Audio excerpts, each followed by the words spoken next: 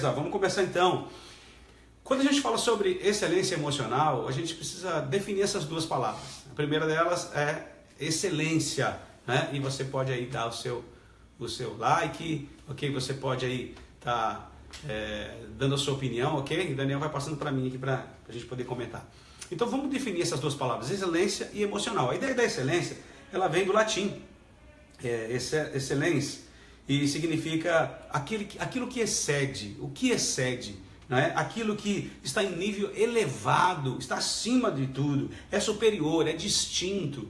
Então essa é a perspectiva da ideia de excelência. Quando a gente fala sobre emocional, nós estamos falando sobre essa busca mais elevada de uma vida emocional saudável, de uma liderança das emoções, um estilo de vida marcado por hábitos emocionais saudáveis, não é? É ter saúde na alma. Quando a gente então pensa em excelência emocional, nós estamos pensando num nível mais elevado, uma busca elevada de uma atitude emocional e espiritual saudável. Legal? Agora, quando a gente pensa em emocional, a palavra emocional ela vem dessa perspectiva de divisão. Emocional, monção, né? Que é a ideia de... Emocional significa aquilo que se afasta, aquilo que foge, aquilo que reage diante das situações. E o ele dá aquela perspectiva diferente. Então, seria a ideia de fugir, porque a emoção ela faz isso, a emoção te leva para algum lugar. Então a ideia de emoção é exatamente essa perspectiva de você sair, de você ser direcionado para algum lugar. Então quando a gente pensa numa emoção medo, a gente está pensando que a pessoa normalmente é levada, ela começa a se dirigir para um posicionamento de ver aquilo que não existe, de acabar fugindo das situações, né? Que alguém que tem culpa se sente extremamente passivo diante das situações. A tristeza, ela nos leva para um estado de depressão, né? De desânimo, um estado de angústia. Então ela sempre nos leva para algum lugar. Então quando a gente pensa em excelência emocional, nós estamos pensando num alto nível de busca da vida emocional. Agora quando a gente está pensando numa emoção negativa, numa emoção tóxica, nós estamos pensando em alguma coisa que nos prende, que nos leva a um estado de prisão, de laço, de amarra. Deu para entender bem? Legal. Eu queria falar sobre algumas pessoas que estão diretamente ligadas ao nosso meio e falar sobre a vida emocional delas. Presta atenção que eu vou falar sobre a vida emocional delas. Estamos aí falando então sobre essa perspectiva de excelência emocional. E eu queria falar sobre as emoções de uma pessoa que você conhece bem, está sendo falado muito hoje nos meios de comunicação, que é o Lula. Quando a gente pensa no Lula, a gente começa a ver algumas coisas bem esquisitas, estranhas, do tipo, eu não sei de nada, eu não sei do triplex, eu não sei do mensalão, eu não sei, foram outras pessoas, eu não sei da chácara de Atibaia. Mas eu não quero questionar aqui a perspectiva do Lula, porque eu vejo que muitos políticos, não só o Lula, porque é do PT ou qualquer outro político, a gente percebe a dificuldade que existe, principalmente hoje, falando exatamente hoje, o nosso presidente também tem sido complicado, não é? Tem sido aí colocado em evidência algumas coisas bem difíceis, a gente vê vários políticos sendo questionados com relação ao dinheiro, a uma posição corrupta, mas eu queria falar porque nós temos visto como as pessoas têm falado do Lula e tal. Eu percebo que o Lula ele tem uma visão muito interessante, sempre foi a perspectiva do PT, uma perspectiva de restauração, de mudança, de mudar a vida dos trabalhadores, de investimento do trabalhador. Ele sai do meio trabalhador e vai adiante com uma perspectiva de mudar o Brasil, mudar as pessoas, ter uma melhora de vida. Eu acredito até que isso aconteceu dentro do país. Nós vimos a classe média crescendo, nós vimos uma situação bem legal acontecendo. Por outro lado, nós vemos também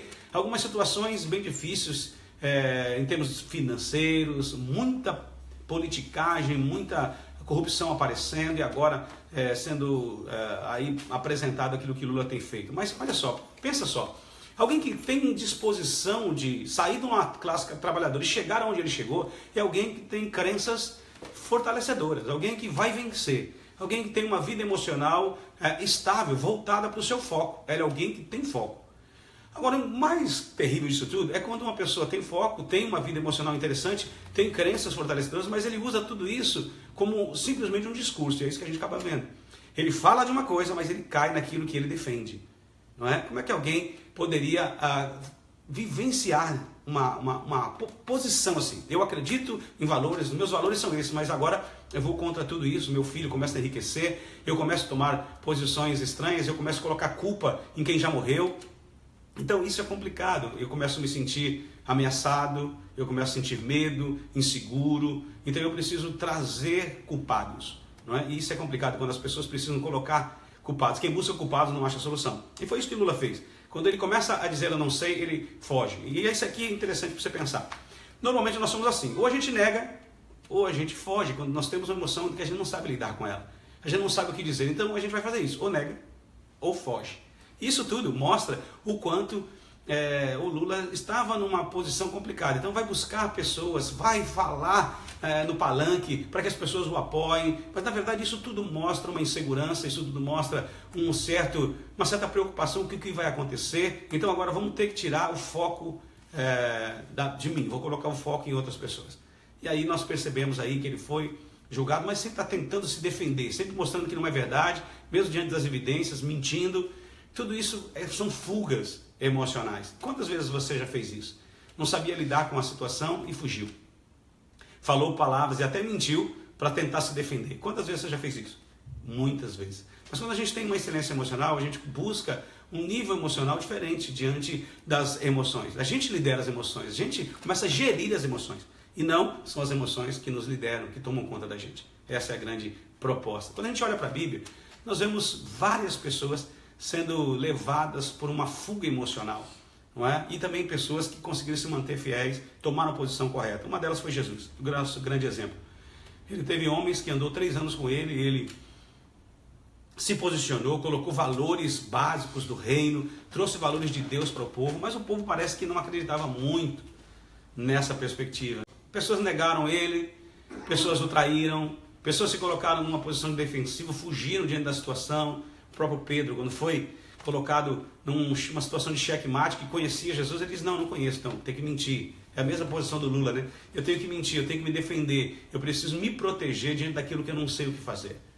Outra situação, Jesus sendo traído, Judas vai até lá, beija o rosto dele e vê que todo mundo vai embora, ele foi abandonado por todos, não é?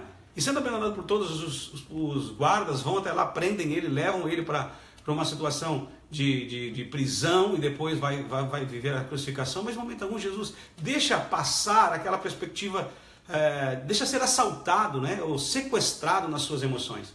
Pelo contrário, ele se posiciona e continua firme porque ele tem um foco, ele sabe para que veio, ele sabe porque ele existe, ele sabe qual é a missão dele, ele não se desvia em momento algum dessa missão. E é interessante isso, né? Quando a gente tem esse foco e a gente consegue controlar e liderar, gerir as nossas emoções. Quando eu sei aquilo que acontece em mim e aquilo que acontece no outro. Quando o outro reage de uma maneira até estranha e não sabe o que fazer, né? Então acessa lá no YouTube o nosso canal, ok? E toda semana nós temos aí uma mensagem nova, uma dica diferente para você melhorar, ter uma vida cada vez melhor.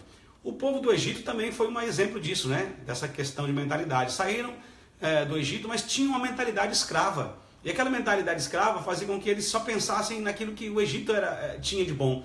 A cebola do Egito, a visão do Egito, tudo Egito. Então, diante das dificuldades, eles querem recuar. Quantas vezes nós somos assim? Diante das dificuldades, começamos a lembrar do passado. Começamos a ter um foco no passado.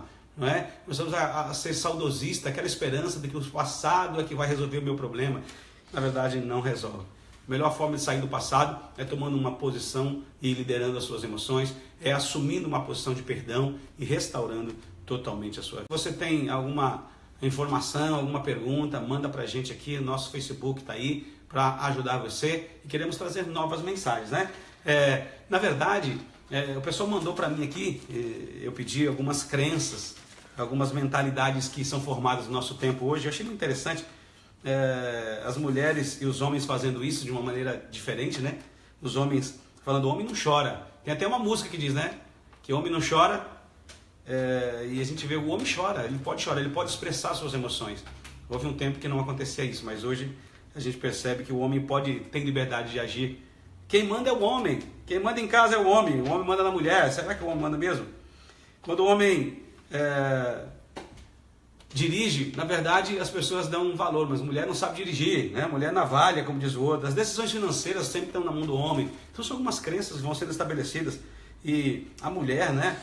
Ela também se coloca numa posição onde ela acaba não podendo competir com o homem, ela tem que ficar em casa, a mulher, ela é o sexo frágil, mas então, às vezes nós temos visto uma coisa um pouco diferente disso tudo. Legal?